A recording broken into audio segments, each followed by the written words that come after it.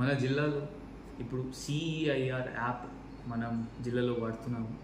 ఈ ప్రజలు కూడా డైరెక్ట్లీ కూడా వాళ్ళకు కూడా ఇది మొబైల్ దొంగతనం అయిపోయినప్పుడు లేకపోతే వాళ్ళ లాస్ అయినప్పుడు వాళ్ళ దానిలో అప్లోడ్ చేస్తున్నారు. ఇప్పటివరకు ఈరోజు వరకు 1200 దాదాపు దానిలో అప్లోడ్ చేయడం జరిగింది.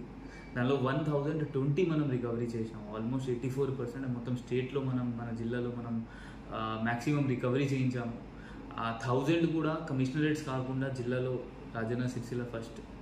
సో అందరితో అదే మనవి, ఇప్పుడు వీళ్ళతో అందరు జనాలతో మాట్లాడినప్పుడు వాళ్ళ కౌంటర్ పైన బైక్ పైన పెట్టినప్పుడు దొంగతనం అయింది, లేకపోతే వాళ్ళ షాప్లో ఉన్నప్పుడు దొంగతనం అయింది. సో ఇది మనం జాగరూక ఉండొచ్చు, కొంచెం జాగరూకత ఉంటే ఇట్లైన సంఘటన జరగదు. సో అందరు కొంచెం జాగరూక ఉండాలి.